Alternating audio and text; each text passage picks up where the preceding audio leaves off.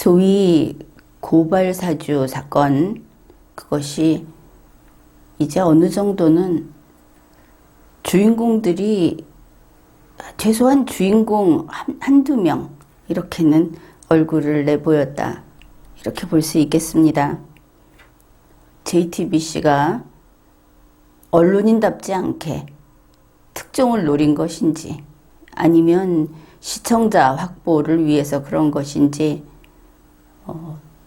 좀 야바위꾼 같은 짓을 하기는 했지만, 어떻든 조성은 씨가 내가 제보자이고 내가 공익신고를 했다, 이렇게 밝히고, 또 그 이후에도 후속 보도도 나왔습니다.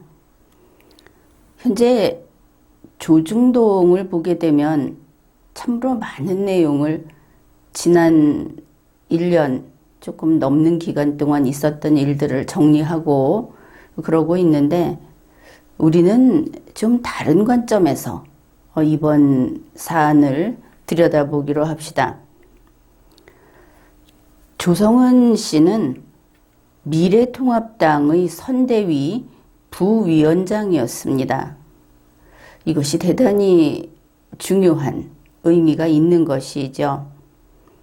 그러면은 그가 이번에 그 많은 자료를 대검에, 문재인 민주당 정권의 검찰에 그리고 공수처에 그 자료를 넘겼다, 이렇게 밝혔는데, 그 과정에서 우리가 이 자료의 움직임이 어떻고 이것이 의미하는 바가 무엇인가를 제대로 읽어야 하겠습니다. 조성은 씨는 2021년 6월경부터 본인의 말로는 한 8월경까지 뉴스버스의 전혁수 기자와 함께 지난 그 총선 때부터 쭉 있던 그 미래통합당의 텔레그램 방을 들여다봤다고 합니다. 보게 된 계기는 전혁수 기자가 윤석열 총장에 대해서 취재를 하고 있는데, 거기에 관련된 내용이 있는지 이렇게 찾아보게 됐다, 그렇게 이야기를 했죠. 그것을 본다면 전혁수 기자가 조성은 씨하고 만나서 이 텔레그램 대화방을 들여다보던 그때는 이미 뉴스버스가 이 고발사주 관련해서는 이미 소스를 가지고 있는 상태였다. 그리고 취재를 하기 위해서 이렇게 접근했다, 이렇게 보는 것이 맞겠죠. 그러면은 조성은 씨보다 먼저 뉴스버스에 윤석열 총장 관련, 이번에 뭐 김웅 의원도 관련되고 한 이 모든 이런 소스를 준 사람이 누굴까? 우선은 그 당시에 유승민 씨, 뭐 이렇게 볼 수 있고, 그 다음으로는 미래통합당의 선거조직, 그 선거조직을 움직이던 그런 여러 사람들, 그리고 지금 경선 과정에서 이런 것이 터져 나왔기 때문에 가장 이익을 보는 사람 1위, 2위 이렇게 들어가는 홍준표 후보 역시 가능하다, 이렇게 보면 되겠습니다.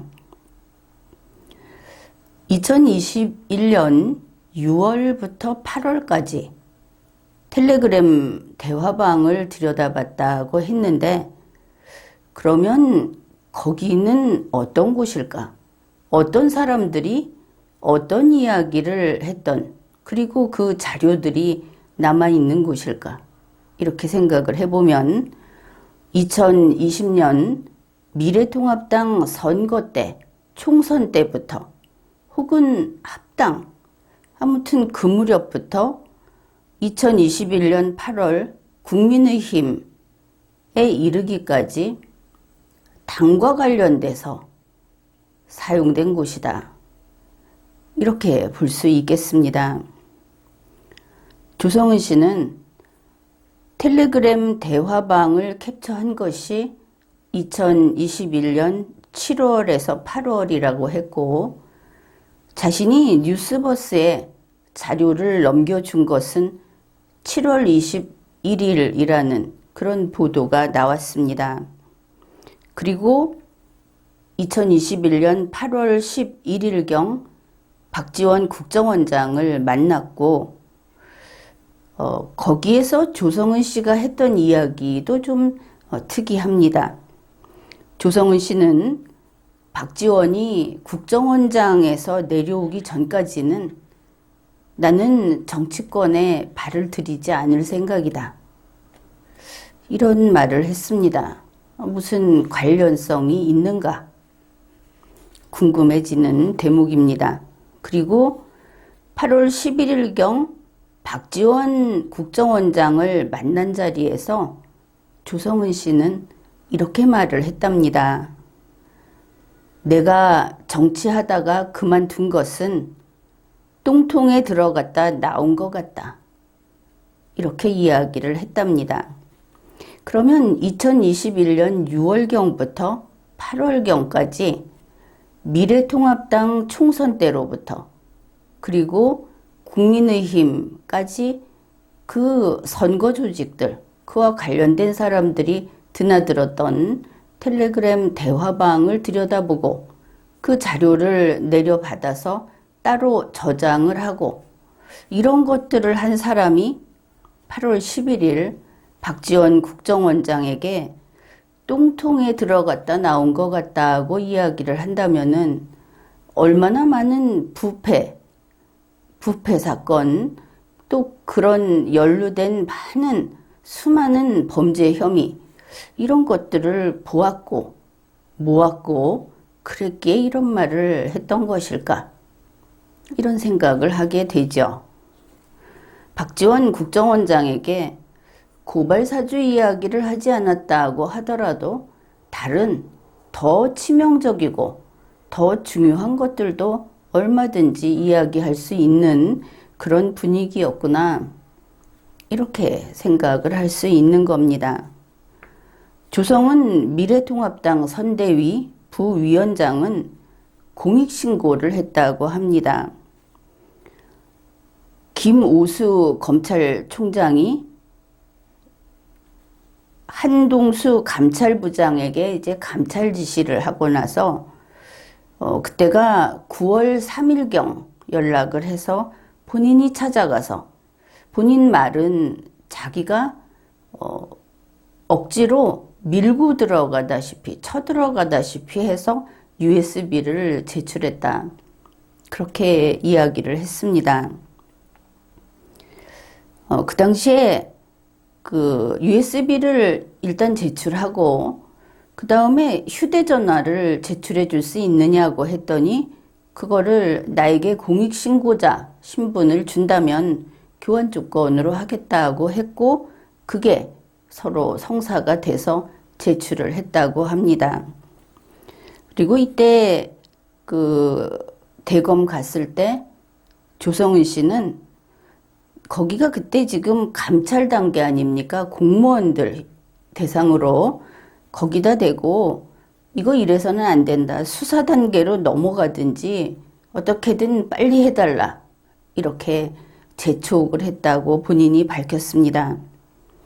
그리고 공수처에도 자료를 다 넘겼는데 공수처에서는 먼저 연락이 왔다고 합니다. 이 차이가, 한동수 감찰부장은 간단히 말해서 검사들을 대상으로 감찰을 하는 것이죠.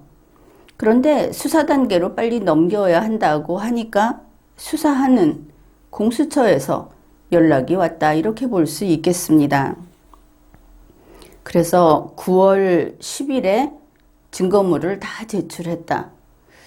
그런데 여기에서 조성은 씨 표현이 조금 주목할 만한 것이, 자기가 법적 보호장치를 할 수 있는 만큼 해놓기로 했다.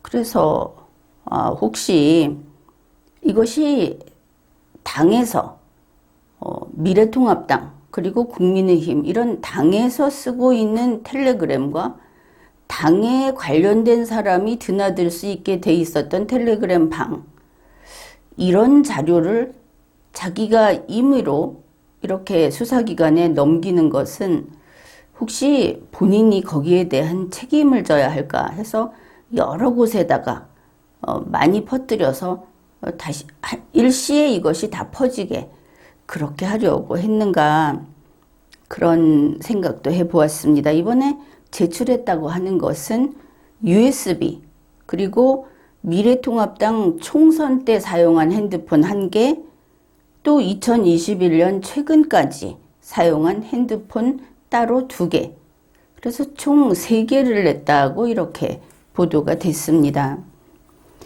그러면은 USB야 그렇다 치고 거기에 들어가 있는 만큼 자료가 넘어갔겠죠. 문제는 핸드폰 3개라는 부분입니다. 이 핸드폰이 그 안에 저장돼 있는 것만이 아니고 그 안에 저장돼 있는 자료 1개마다 텔레그램 방 1개가 될 수도 있다는, 이게 문제입니다. 그야말로 확정성이 문제가 되는 것이죠. 조성은 씨가 이렇게 말을 했습니다. 이번에 포렌식을 쭉 해서 나온 것만 보더라도 선거 때는, 그 지난 미래통합당 총선 때는 갑자기 텔레그램 방이 만들어졌다가 사라지고는 한다. 그러니까 김웅 후보자가 고발장을 보냈다고 하는 방 말고도 수많은 방이 있었고 거기에서 올라온 막대한 자료가 있었다는 것을 알 수 있습니다. 조성은 씨 말대로 그 이미지를, 거기에 올라온 자료를 보기만 하면 휴대폰에 자동 저장이 된다. 그러면 어느 방에서 들어온 자료다. 이렇게 그냥 다 남아 있는 것이죠. 지금 문제 삼은 것은 이 정보가 고발사주하고 관련된 것인가만 다루고 있는데 휴대폰을 몽땅 통째로 넘겼기 때문에 그 안에 있는 자료는 고발사주가 문제가 아니다. 그것을 알 수 있습니다. 이러한 막대한 자료, 결국은 미래통합당에 이 사람이 선대위 부위원장으로 있었고 또 N번방 태스크포스에도 있었고 또 다른 것도 하고 있었다고 한다면은 이 사람이 관련했던 모든 분야에 미래통합당의 정치적 활동은 다 이제 문재인 민주당 수사기관으로 넘어갔다. 이렇게 보아야 할 겁니다. 물론 그때만이 아니고 2021년 현재 이 사람이 아직도 무엇인가 관련해서 일을 하고 있다면 국민의힘에 있는 모든 조직, 그 활동들 마찬가지로 넘어갔다. 텔레그램을 통해서 이루어지는 일들은 다 넘어갔다. 이렇게 보아야 하겠죠. 그래서 이런 것들이 통째로 이번에 안 그래도 수사권이 나뉘어 있어서 각 수사권에 따라 이것들을 다루게 되기 때문에 그러니까 대검하고 공수처에 갖다 줬다고 하지만 이게 또다시 검찰과 경찰 그 분야별로 다시 넘어갔다고 봐야 하겠다. 그러면은 앞으로 이런 것들이 계속 수사 대상에 올라올 수 있겠다. 언제 어디에서 무슨 사건이 치고 들어올지 지금 국민의힘 입장에서는 예측 불가의 상태가 돼버렸다. 전방위 공격이 가능한, 그 공격을 당할 그런 가능성이 있는 상태로 됐다 하는 것을 알 수 있습니다. 이것을 좀 확인해 볼 수 있는 것이 문재인 민주당 정권의 그 수사기관은 신났다. 한번 그렇게 이야기를 했죠. 이번에 정말 신났다. 이거를 알 수 있는데 9월 10일 공수처에서 김웅 의원과 관련해서 이곳저곳 압수수색을 했습니다.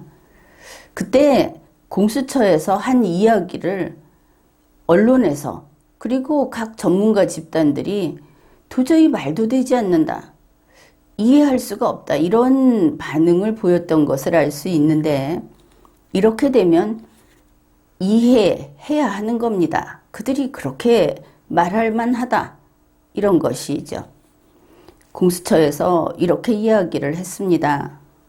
강제 수사가 필요하다고 언론에서 이야기를 해서 강제 수사를 한 거지, 죄가 있냐 없냐는 그 다음 이야기다.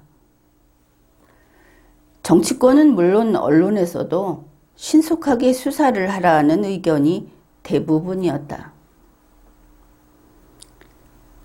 이게 무슨 뜻인가? 지금 휴대폰 3개가 있고 USB가 있고 또 무엇을 줬는지 조성은 씨가 제대로 안 밝혔을 수도 있죠. 이 사람은 지금까지 진실한 이야기만을 하지는 않았으니까. 그런데 휴대폰 3개를 가지고 연결할 수 있는 곳이 어딘가? 그게 휴대폰 3개가 세상에서 단 한 명하고만 통화를 한 휴대폰이 아니라는 데 문제가 있는 것이죠. 여러분이 그것은 이해를 할 겁니다.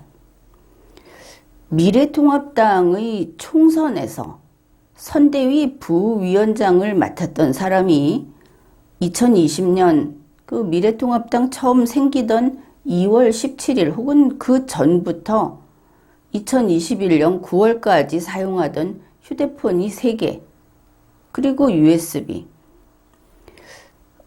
그 속에는 2021년 8월에도 총선 때부터 쭉 계속 살아있던 텔레그램 방이 있고 거기를 드나든 휴대폰이다.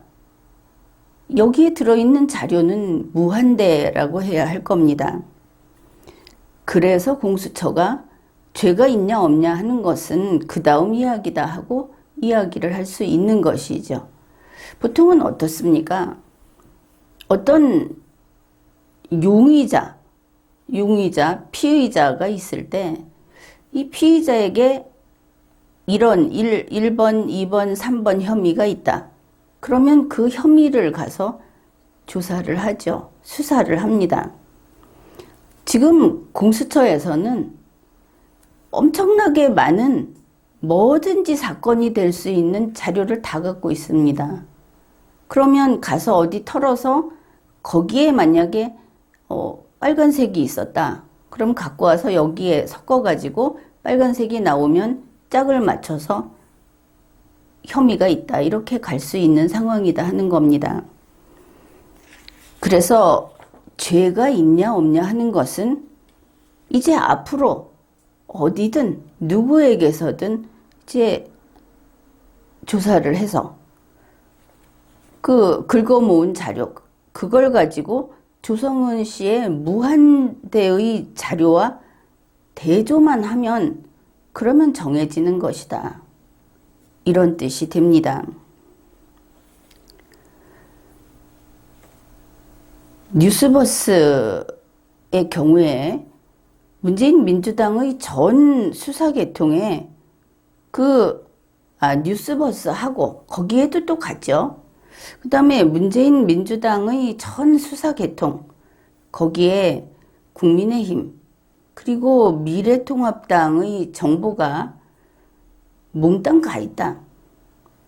그러니까 이 선대위 부위원장 정도가 접근할 수 있는 정보라면 몽땅 가 있다. 이렇게 된 겁니다.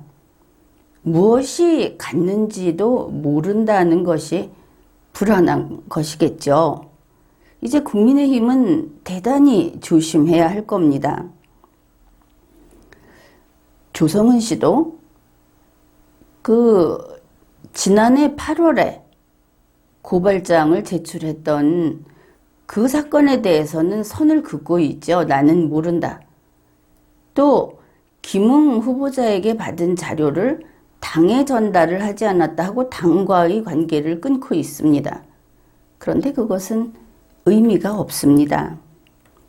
그 8월의 고발장, 그와 관련 있는 정점식, 그리고 당무감사실, 이들은 조성은 씨가 나는 모른다 해봤자 그 자료들이 이제 휴대폰을 분석하면서 휴대폰 안에 있는 자료들, 그 다음에 그게 접속했던 방들, 이런 것을 가지고 맞춰가면 속일 수 없겠죠. 그들만의 문제도 아니다. 그 이외에 다 모두들 이제는 자기 속에 혹시 뭔가 나쁜 짓을 한 게 있었나 전전긍긍 할 수밖에 없는 겁니다.